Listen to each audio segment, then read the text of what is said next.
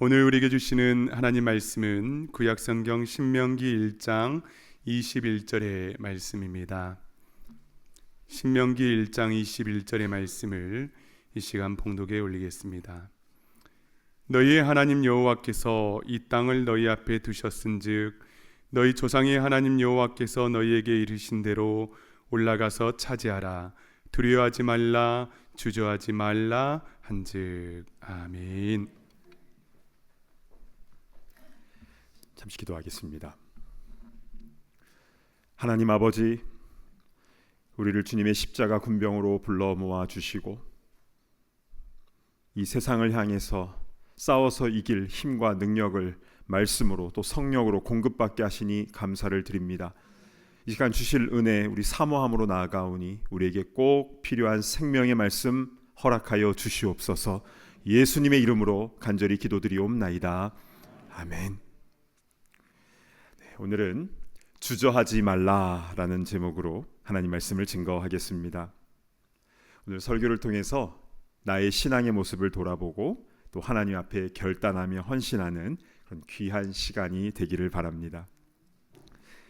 저는 신명기 말씀을 묵상할 때마다 가나안 땅이 눈앞에 보이는 그 요단강 동편의 모압 평지가 떠오릅니다. 거기에 나이가 많은 모세가 수많은 이스라엘 백성들에게 설교를 하는데요. 40년 광야 생활을 마무리하며 이제 요단강 너머로 가나안 땅을 눈앞에 두고 있는 이스라엘 백성들에게 모세가 전했던 그 핵심 내용, 이 신명기 말씀의 핵심이 무엇인 줄 아십니까? 자, 오늘 본문인 신명기 1장 21절에 나와 있는데요. 우리 함께 한 목소리로 봉독합니다. 시작. 너희의 하나님 여호와께서 이 땅을 너희 앞에 두셨은즉 너희 조상의 하나님 여호와께서 너희에게 이르신 대로 올라가서 차지하라. 두려워하지 말라, 주저하지 말라 한즉. 아멘. 올라가서 차지하라, 두려워하지 말라, 주저하지 말라 선포하고 있죠. 모세가 왜 이 말을 했을까요? 백성들이 가나안 입성을 앞두고 두려워하고 주저했기 때문이었겠지요. 사람마다 조금씩 차이가 있긴 하지만 무언가 새로운 일을 앞두고 두려워하는 마음이 드는 것은 인간의 보편적인 모습인 것 같아요. 저도 당연히 그렇습니다. 그런 상황에서 모세는 리더로서 그들에게 두려워하지 말라 이렇게 믿음으로 권면하고 있는데 역시 모세입니다. 훌륭한 리더의 모습이죠. 자, 그런데 우리가 여기서 한 가지 생각해 볼 게 있는데요. 그것은 바로 순종의 타이밍에 관해서입니다. 주저하지 말라고 했는데 이걸 우리에게 조금 더 확 다가오는 말로 하면 민기적거리지 마라 이렇게 될 수 있을 것 같아요. 즉 타이밍상 머뭇거리거나 민기적거리지 말고 즉각적으로 말씀에 순종해서 움직이라는 것 아니겠습니까? 그런데 우리가 신앙생활 하면서 겉으로는 민기적거리게 보일 수도 있겠지만 신중하게 생각한 후에 행동할 때도 있지 않습니까? 저 같은 경우는요, 물론 빨리 일을 처리해야 될 때도 있지만 보통의 경우는 신중하게 하려는 경향이 있습니다.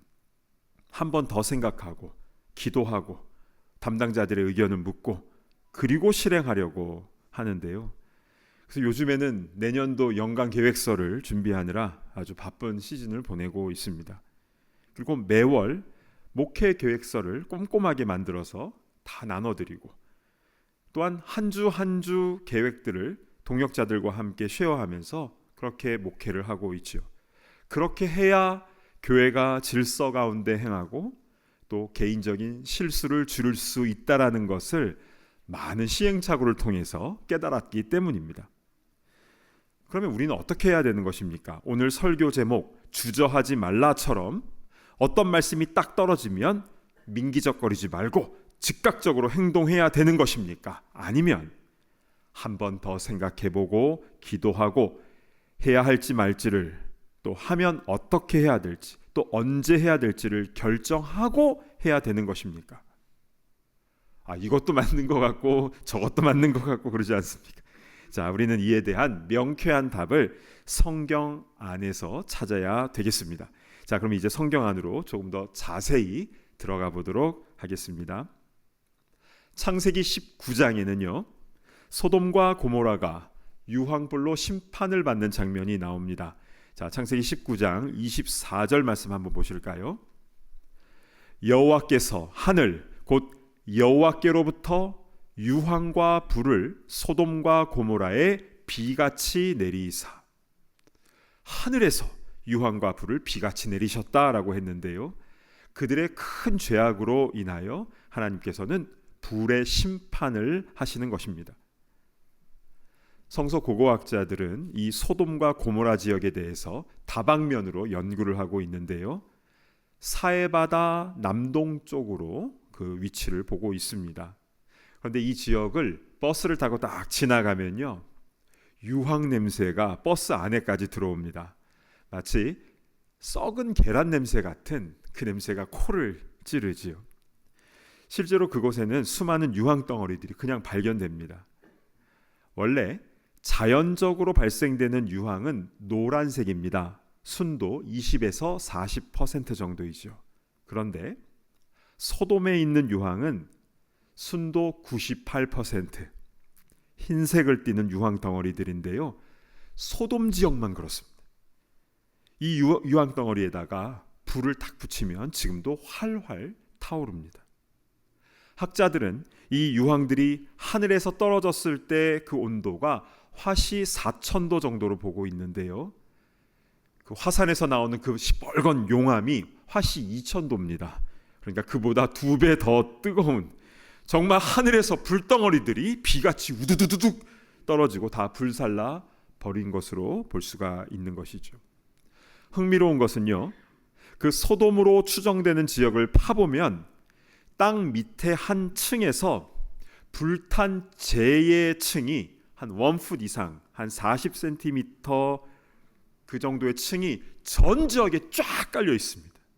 즉 타운 전체가 불에 다 타버린 엄청난 대화재가 있었다는 것을 보여주고 있는 것인데요, 이렇듯 고고학적인 증거들은 창세기 19장의 사건을 아주 생생하게 증거하고 있습니다.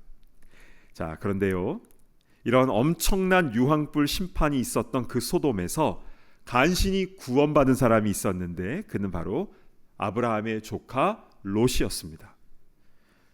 그는 왜 소돔 같은 그런 악한 도시에 살았던 것입니까? 처음에는요, 아브라함과 롯이 같이 살았습니다. 그런데 서로의 가축이 점점 많아지면서 목자들끼리 불편해지게 되니까 이제 떨어져야 되는구나 라고 그 필요성을 서로가 다 느끼게 되었지요. 그때 아브라함은 손 윗사람임에도 불구하고 롯아, 네가 좌하면 내가 우하고 네가 우하면 내가 좌하겠다 하고 먼저 우선권을 주면서 양보를 했습니다. 이때 롯은 주저함 없이 가장 좋아 보이는 곳을 딱 택했으니 거기가 바로 소돔 땅이었습니다. 그 땅의 풍성함과 화려함이 좋았던 것이죠. 그래서 아내와 두 딸과 함께 죄악이 가득한, 그런데 풍성함이 있는 그 소돔성에 살게 된 것입니다. 그러나 그 죄악이 너무나 컸기 때문에 하나님은 그곳을 불로 심판할 계획을 하신 것이고, 그래서 하나님께서는 롯을 생각하사가 아니라 아브라함을 생각하사 롯을 그 엎으시는 중에 내보내시려고 천사들을 보내게 됩니다. 자, 창세기 19장 15절 말씀을 보겠습니다. 동틀 때에 천사가 롯을 재촉하여 이르되 일어나 여기 있는 내 아내와 두 딸을 이끌어내라. 이 성의 죄악 중에 함께 멸망할까 하노라. 이날이 심판 당일이었거든요. 이제 동이 트고 이제 해가 높이 뜨면 심판이 임하기 때문에 천사는 지금 굉장히 급한 겁니다. 그런데 이에 대한 롯의 반응을 한번 보겠습니다. 16절 보시면요, 그러나 롯이 지체하매 그 사람들이 롯의 손과 그 아내의 손과 두 딸의 손을 잡아 인도하여 성 밖에 두니 여호와께서 그에게 자비를 더하심이었더라. 자비를 더하셔서 롯의 가족들을 소돔에서 그냥 끄집어내셨습니다. 그런데 왜 롯은 지체하였을까요? 아마도 미련이 있었겠지요. 소돔에서 하던 비즈니스, 또 어떤 재산, 인간관계, 또 취미 생활, 그걸 다 놔두고 떠나려고 하니까 망설여질 수 있었겠지요. 심지어는 예비사위들 둘 다 심판이 임했다는 말을 듣고도 그것을 농담으로 여겼더라 라고 나와 있어요. 그래서 소돔에서 떠나지 않아서 결국 다 심판받게 되는데요. 여러분, 심판이 임하는 곳, 죄악이 가득한 곳에는 주저하지 말고 빨리 나오는 것이 사는 길인 줄로 믿으시길 바랍니다. 아멘. 일본에서는 지진이 자주 일어나고 쓰나미가 몰려올 때가 있잖아요. 그래서 일본에서 내려오는 속담이 있대요. 쓰나미가 온다 라는 말을 딱 들으면 아무것도 챙기려 하지 말고 바로 그 자리에서 높은 곳으로 도망치라는 겁니다. 그런데 그때 내 지갑, 내 귀중품, 그거 챙기려 가다가는 그냥 자신도 다 쓸려가게 된다라는 겁니다. 위급한 순간에는 미련 없이 바로 대피해야 됩니다. 왜냐하면 생명이 가장 중요하니까요. 롯의 가족들은요, 천사들이 그냥 손을 잡고 끌어내서 소돔성 밖으로 나오게 되었는데요. 그 후에 천사들은 이 롯의 가족에게 어떤 당부를 하는지 19장 17절 한번 보실까요? 그 사람들이 그들을 밖으로 이끌어낸 후에 이르되 도망하여 생명을 보존하라. 돌아보거나 들에 머물지 말고 산으로 도망하여 멸망함을 면하라. 유황불이 내릴 때 뒤돌아보지 말고 들에 머물지도 말고 산으로 도망하라고 했는데요. 그런데 어떻게 합니까? 그만 롯의 아내가 뒤를 돌아보아서 소금 기둥이 되어버렸죠. 왜 돌아봤을까요? 유황불이 막 떨어지는 모습이 궁금했을까요? 아니면 무엇에 미련이 있어서 돌아봤을까요? 분명한 것은 그는 말씀대로 행하지 않았다라는 것입니다.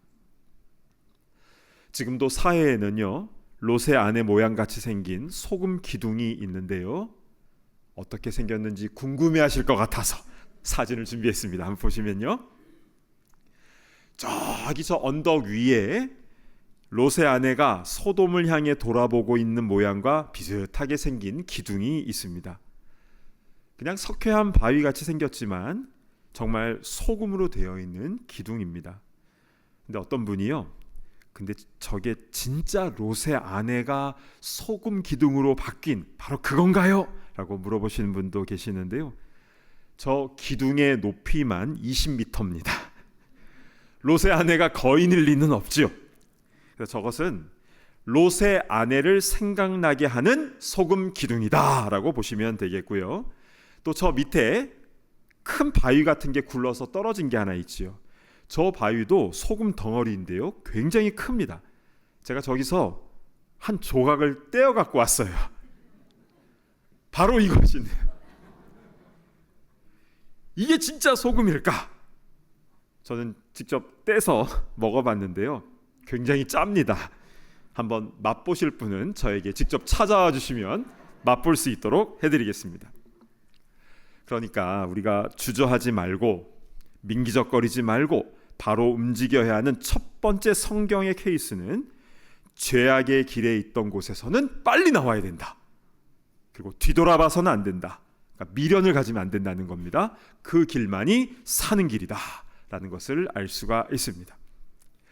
이렇게 첫 번째로 우리가 주저하지 않는 케이스를 살펴보았는데요. 그런데 또 한 가지가 있습니다. 아까는 죄에서 빠져나올 때였는데 이제는 어디로 나아갈 때 주저함 없이 나아가야 된다라는 케이스인데요. 우리는 이 부분도 잘 살펴보아야 합니다. 자, 주저함 없이 나아가야 하는 경우는 아까 주저함 없이 죄에서 빠져나와야 했던 그 첫 번째 경우와 마찬가지로 역시 하나님의 말씀이 있어야 됩니다. 그런데 그 하나님의 말씀이 우리를 사명의 자리로 부르실 때 우리는 주저함 없이 순종하며 나아가야 되는 것입니다. 엘리사는요, 농사를 짓고 있었는데 그때 사명자로 부름을 받았습니다. 그때 엘리사가 어떤 행동을 합니까? 자신이 사용하던 농기구들을 다 부셔서 땔감으로 만들고 또 농사짓던 그 소 2마리를 잡아서 마을 사람들을 다 초대해서 크게 소고기 파티를 한번 대접을 크게 하고 떠납니다. 이게 무슨 의미입니까? 이전에 하던 일을 청산하는 것과 동시에 모든 마을 사람들을 증인들로 삼은 것입니다. 그렇습니다. 엘리사는 부르심에 온전히 순종을 했고, 그래서 엘리야를 이어서 큰 하나님의 일꾼으로 쓰임받게 되죠. 베드로도 그러지 않았습니까? 잘 아시는 대로 예수님께서 그를 부르실 때 그는 배와 그물을 버려두고 예수님을 따랐습니다. 그런데 예수님의 제자들 중에 어부들만 있었던 것이 아니라 다양한 직업을 가진 이들이 많았는데요. 특별히 마태라는 제자는 세관에서 세금을 걷던 세리, 텍스 컬렉터였습니다.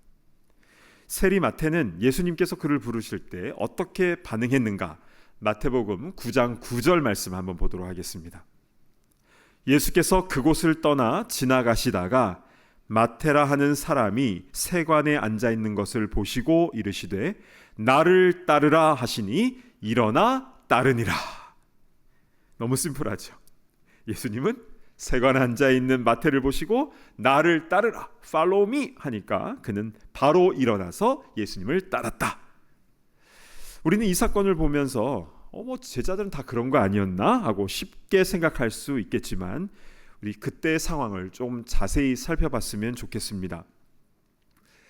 마태가 앉아 있었던 그 세관이 어디 있었는지를 먼저 살펴봤으면 좋겠는데요. 지도를 한번 보실까요? 어디서 많이 보던 그림이지요? 지난주 설교 때에 디베랴 호수, 그 갈릴리 호수 그림을 이렇게 보여드렸었는데요. 저 멀리 눈 덮인 2814m 헐몬산이 보이고요. 그 산에서 녹은 물이 저 상부 요단강을 통해서 저 갈릴리 호수, 디베랴 호수로 들어오는 것이죠. 자, 그런데요.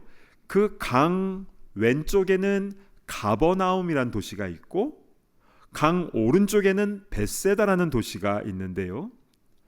베드로, 안드레, 야고보, 요한 이 어부들은 모두 저 벳세다에서 태어나고 자랐습니다. 벳세다 사람들입니다.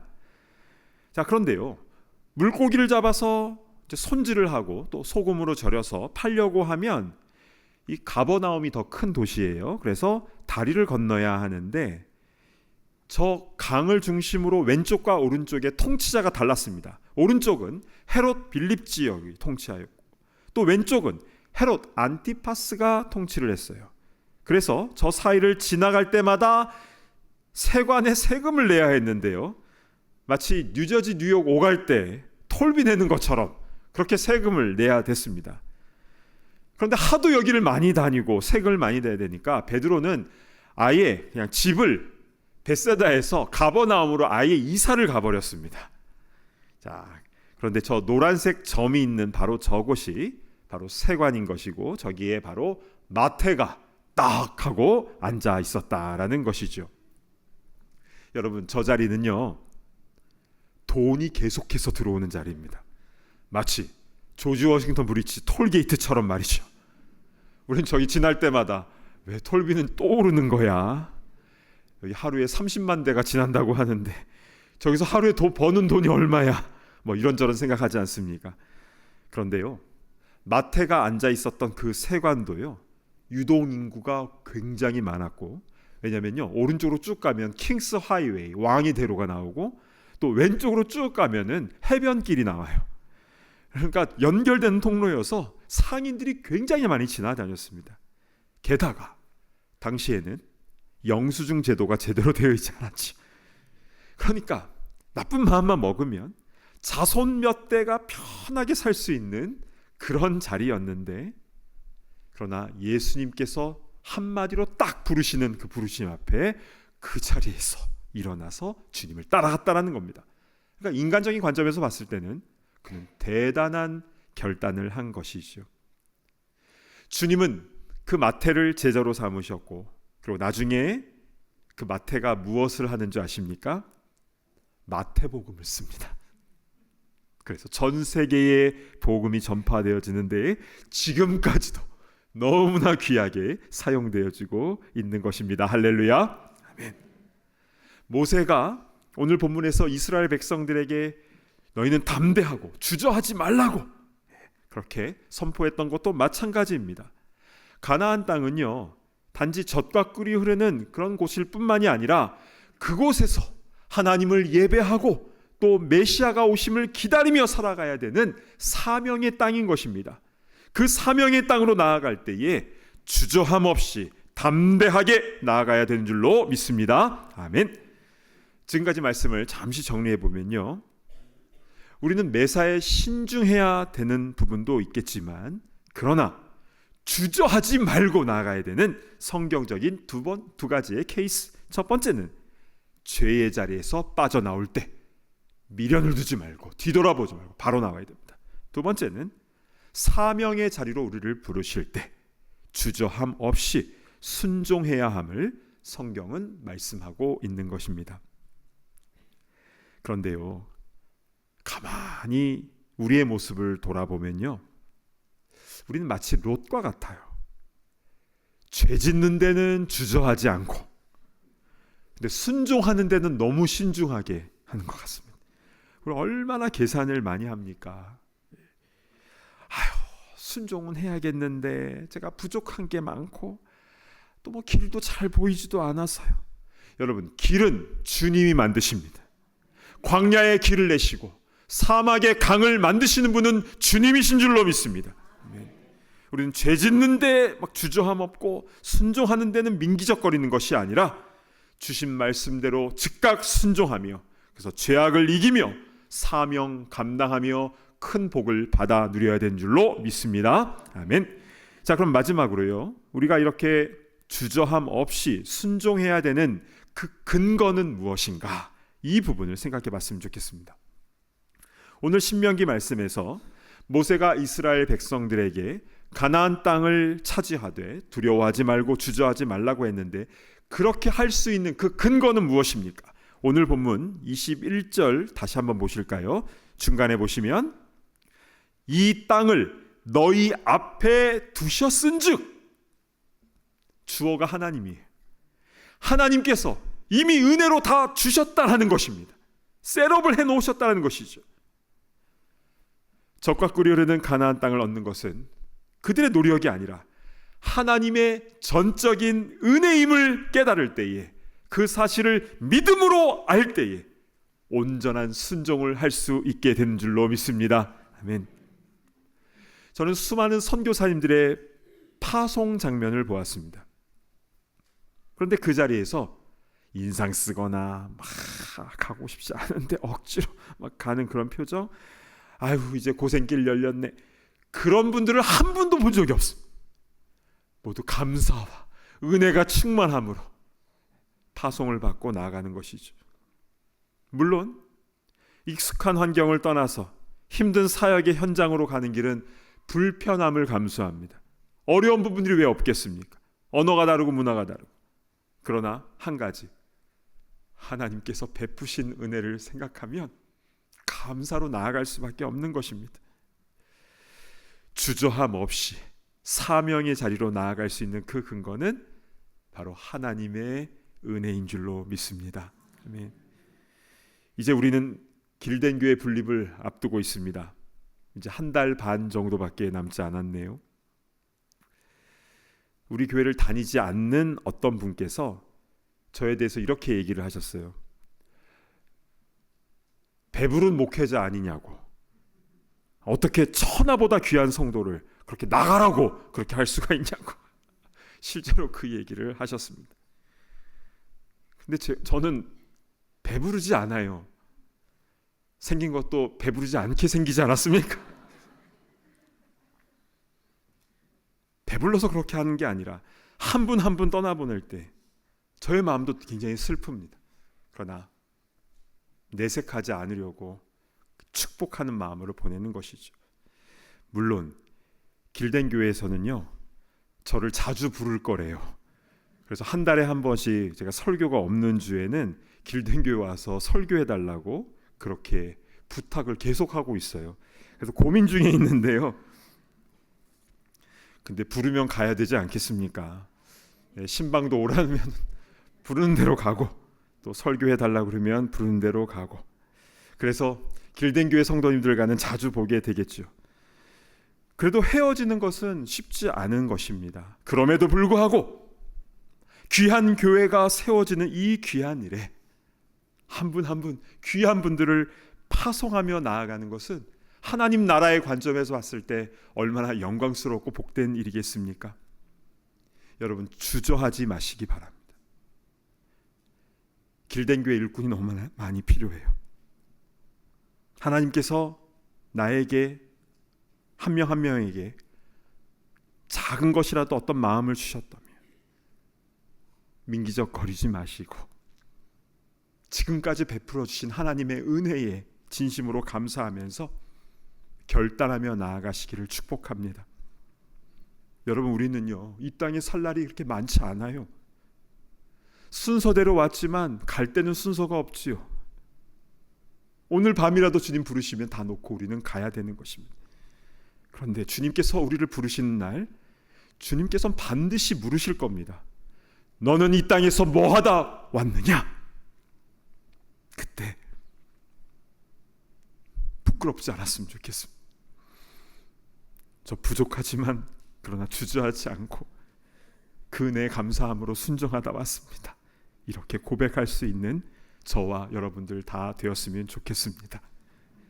우리에게 베풀어 주신 한량없는, 갚을 길 없는 그 은혜에 감격함으로 이 땅에서의 어떤 세상적인 욕심과 우리의 안락함, 편안함 내려놓고 말씀하시는 대로, 이끄시는 대로 순종하며 사명의 자리로 나아가는 그런 믿음의 일꾼들 다 되시기를 진심으로 축복합니다. 아멘. 이 시간 나를 지으신 이가 하나님, 이 하나님의 은혜, 이 찬양을 우리 함께 찬양하도록 하겠는데요. 우리 마음을 다해서 가사 하나하나 우리 믿음의 고백을 담아서 우리 찬양했으면 좋겠습니다. 나를 지으신 이가 하나님, 나를 부르신 이가 하나님, 나를 보내신 이도 하나님, 나의 나 된 것은 다 하나님 은혜라. 나의 달려갈 길 다 가도록, 나의 마지막 호흡 다 하도록 나로 그 십자가 품게 하시니, 나의 나 된 것은 다 하나님 은혜라. 한량없는 은혜, 갚을 길 없는 은혜, 내 삶을 애워싸는 하나님의 은혜. 나 주저함 없이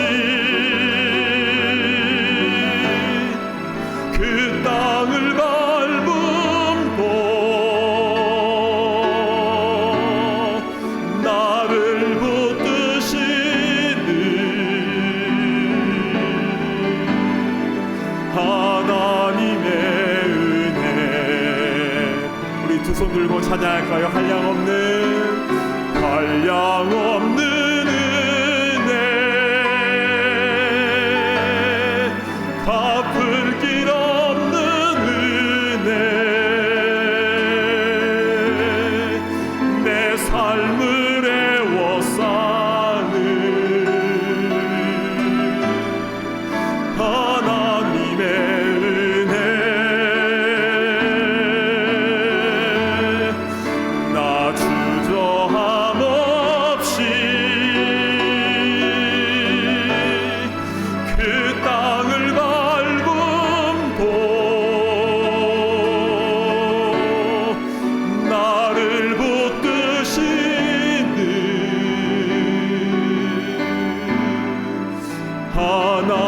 하나님의 은혜. 이 시간 눈을 감고 함께 기도하도록 하겠습니다. 혹시 죄악된 곳에 내 두 발을 담고 있었던 것이 있다면 당장 나올 수 있는 그 믿음과 결단을 허락하여 주옵소서. 그리고 우리를 사명의 자리로 부르시는 곳에 주저하지 않고 순종하며 나아갈 수 있는 그 은혜를 허락하여 주시옵소서. 이 땅에서 천년 만년 살 것처럼 살지 않도록 인도하시며 주님 앞에 서는 그날 부끄럽지 않는 우리가 되기를 원합니다. 이 시간 우리 함께 나 자신을 위해서 또한 길된 교회를 위해서 이 시간 주여 한번 외치며 기도하며 나아갑니다. 주여! 아버지 하나님 은혜를 베풀어 주시옵소서. 아버지 하나님 우리 가운데에 너무나 큰 은혜를 부어주셔서 우리가 여기까지 왔습니다. 나의 나된 것 우리가 우리 낸 것 다 하나님의 크신 은혜인 줄로 믿습니다. 우리 마지막 호흡이 닿을 때까지 주님 부르시는 대로 순종하며 나아가는 우리가 될 수 있도록 인도하여 주시옵소서. 죄악된 것이 있었다면 아버지 하나님 그 소돔 땅에서 당장 나올 수 있도록 결단하게 하시고 뒤돌아보지 않도록 미련두지 않도록 인도하여 주시옵소서. 아버지 하나님 주님께서 부르시며 가라 하신 곳으로 순종하며 나아갈 수 있도록 인도하여 주시옵소서. 주님 길든 교회 가운데 함께하여 주시옵소서. 아버지 하나님 기도로 준비된 교회가 되게 하여 주시고 온 세상 가운데 복음 증거하는 거룩한 주님의 공동체가 될 수 있도록 인도하여 주시옵소서. 모여서 예배드릴 때마다 주님의 음성이 쏟아지게 하여 주시고 흩어져서 복음을 증거할 때마다 죽어가는 생명이 살아나는 역사가 일어나게 하여 주시옵소서. 아버지 하나님 자원하는 마음으로 감사하는 마음으로 헌신한 주의 일꾼들이 많이 세워질 수 있도록 인도하여 주시고 아버지 그래서 이 뉴저지에서 아버지 하나님 또한 열방에서 아버지 하나님의 마음을 시원하게 해드리는 거룩한 주님의 공동체 될 수 있도록 인도하여 주시옵소서. 아버지 하나님 우리가 아버지 땅에서 아버지 살아가는 날 동안 아버지의 사명을 잃지 않도록 인도하시고 하루하루 감사하며 사명 감당하는 승리하는 우리 모두가 다 되게 하여 주시옵소서. 주님 감사를 하나님 아버지 참으로 감사를 드립니다. 오늘 우리가 주저하지 말아야 되는 두 가지 케이스를 명확하게 우리에게 들려주시니 참으로 감사를 드립니다. 소돔과 같은 죄악의 땅에 우리가 발 딛고 있었던 것이 있다면 뒤돌아보지 말고 당장 나올 수 있는 그 결단을 허락하여 주시고 또한 주님께서 사명의 자리로 부르시는 곳에 순종함으로 감사함으로 나아갈 수 있는 그 은혜도 허락하여 주시옵소서. 지금까지 너무나 많은 은혜를 쏟아 부어주신 그 은혜에 감격하는 마음으로 주의를 감당할 수 있도록 인도하여 주시고 아침에 눈 뜰 때에도 또 밤에 잠들 때에도 사명의 눈을 뜨고 사명의 눈을 감는 우리가 될 수 있도록 인도하여 주셔서 주님께서 부르시는 그날 주님 앞에 부끄럽지 않는 우리 모두가 다 될 수 있도록 우리를 사명자로 굳게 세워 주시옵소서. 감사합니다. 존귀하신 예수 그리스도의 이름으로 간절히 기도드리옵나이다. 아멘.